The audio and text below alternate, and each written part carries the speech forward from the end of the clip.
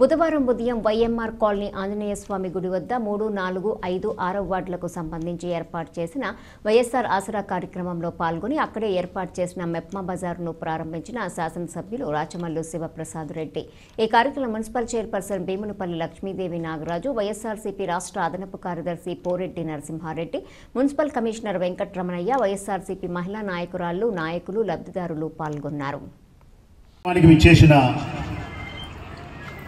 డాక్రా పొదుపు సంఘాల్లోని మహిళలందరికీ, ప్రతి అక్కకు, ప్రతి చెల్లెలకు, వైఎస్ఆర్ కాంగ్రెస్ పార్టీ ప్రజాప్రతినిధులకు, ప్రభుత్వ ఉద్యోగస్తులకు, పాత్రికేయ మిత్రులకు ఒక్కరేమిటి పేరు పేరున మనిషికి మీ బిడ్డ రాచమల్లు శిరస్సు వంచి హృదయపూర్వకంగా నమస్కరిస్తా ఉన్నాడు.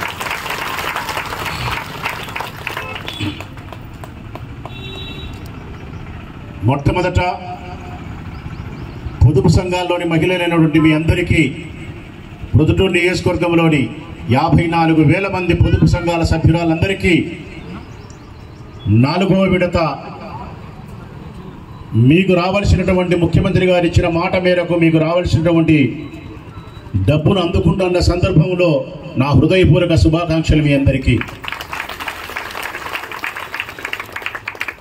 ఒక్క ప్రొద్దుటూరు నియోజకవర్గంలోని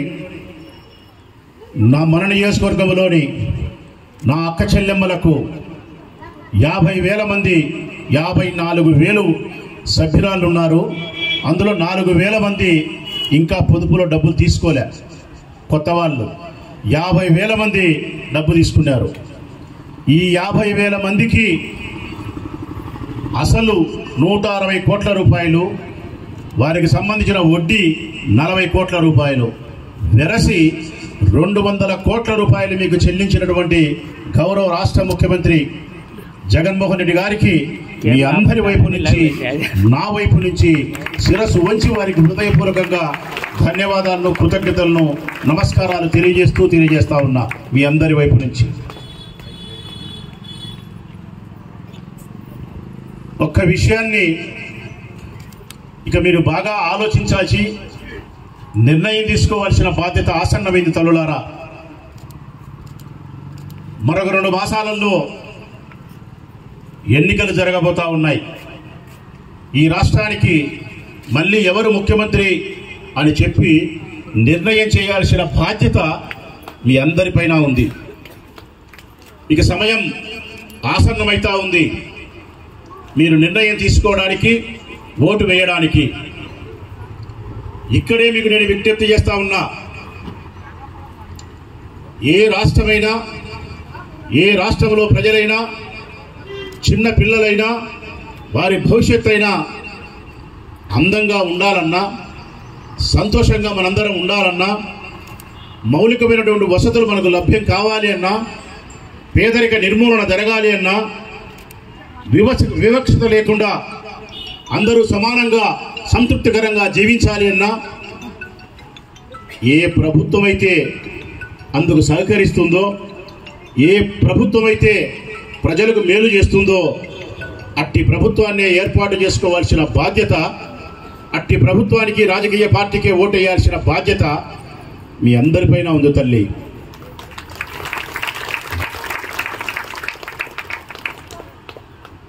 ఎవరు ఎంత గొప్ప పరిపాలన చేస్తారు అనడం కంటే కూడా గొప్ప పరిపాలన చేసే పార్టీని ఎవరు ఎన్నుకుంటామన్న సత్యాన్ని ముందు మీరు తెలుసుకోండి. మంచి ప్రభుత్వాన్ని ఏర్పాటు చేసుకునే అధికారం మీకే ఉంది. మంచి ముఖ్యమంత్రిని ఎన్నుకునే అధికారం మీకే ఉంది. మీ నియోజకవర్గంలో, మన ప్రొద్దుటూరులో మంచి ఎమ్మెల్యేని ఎన్నుకునే అధికారం మీకే ఉంది. కానీ అబద్ధం మాటలకో, కల్లిబొల్లి మాటలకో, ముసలి కన్నీరుకో, ఆశ పెడితేనో, భ్రమలు కల్పిస్తేనో పొరపాటు పడి అబద్ధాలు చెప్పే వానికి ఓటేసినా, అంతకుముందు ఓటేయించుకొని గాలికి మిమ్మల్ని వదిలేసిన వానికి ఓటేసినా, మీ పట్ల నిబద్ధత లేకుండా, ఇచ్చిన మాటను నిలబెట్టుకోకుండా వారి వ్యక్తిగతమైన రాజకీయ స్వార్థానికి పనిచేసే వారికి మీరు ఓటేసినా 5 సంవత్సరాలు మీ జీవితం బుగ్గిపాలు. మీ బిడ్డల భవిష్యత్ అంధకారం, మీ పేదరిక నిర్మూలన ఆగిపోతుంది. ఇవి తెలుసుకొని సరైన సమయంలో సరైన నిర్ణయాలు తీసుకోవాల్సిన బాధ్యత ప్రతి ఓటర్ పైన ఉంది.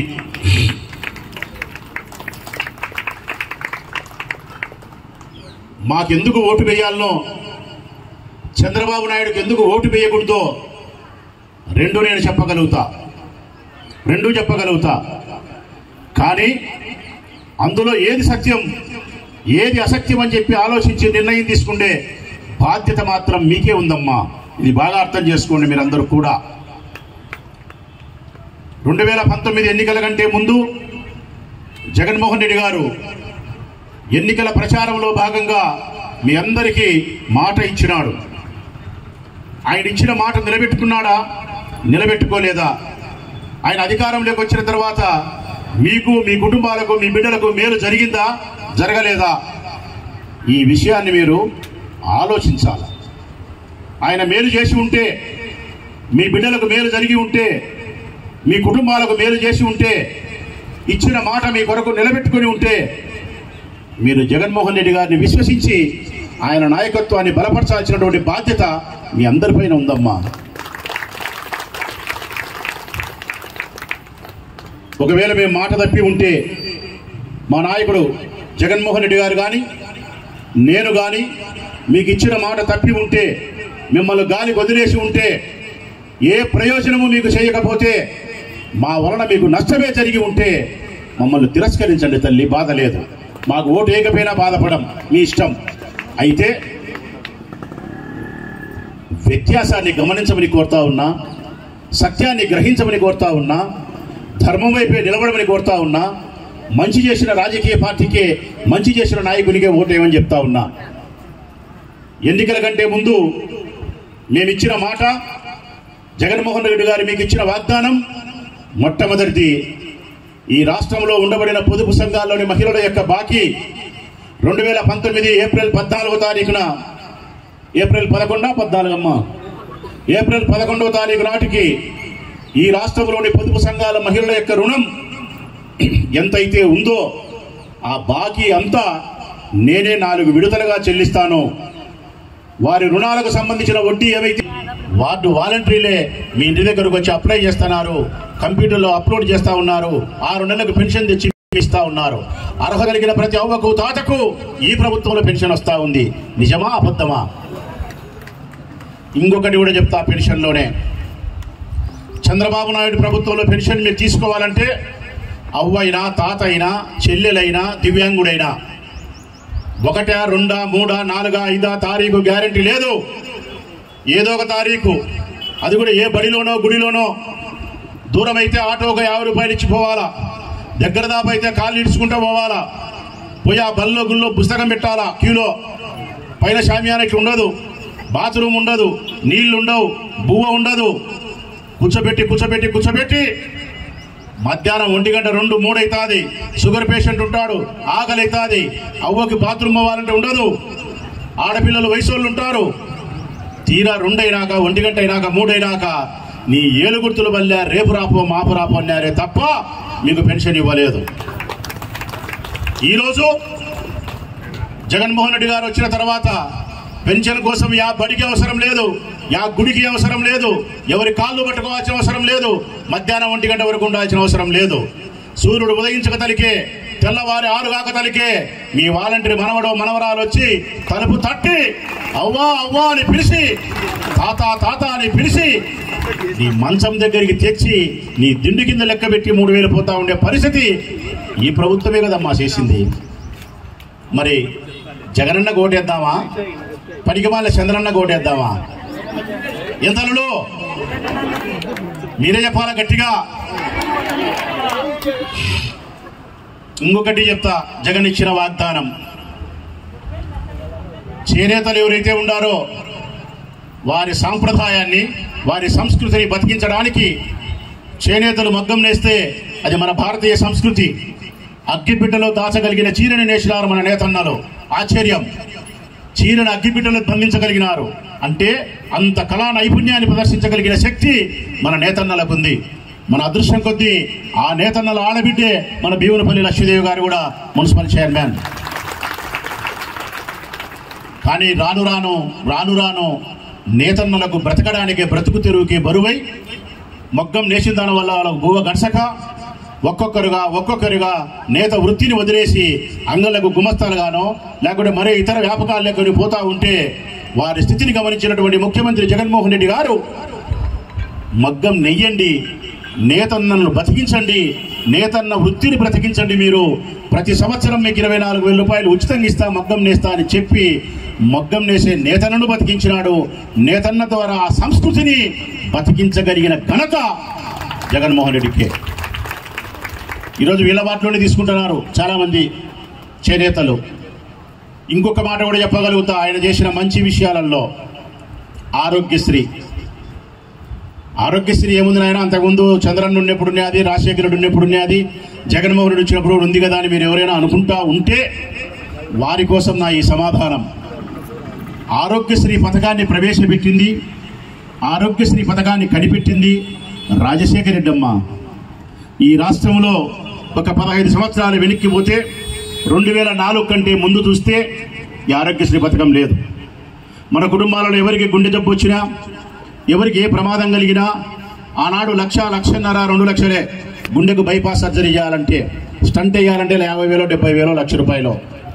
గుండెకు జబ్బు వచ్చి భర్త కళ్ళ ముందరే ఆసుపత్రి పాలైతే బైపాస్ సర్జరీ చేయడానికి 2 లక్షలు డబ్బు లేక ఊరందరినీ అప్పులు అడిగితే అప్పులు పుట్టక అమ్మడానికి ఆస్తులు లేక తన కళ్ళ ముందరనే 2 లక్షలు డబ్బు లేక భర్తను కోల్పోతా ఉండి విధవరాలైతా ఉంటే ఎంత బాధ కలుగుతుంది, ఎన్ని కన్నీళ్లు గారిస్తే కానీ బాధపోతా తల్లి.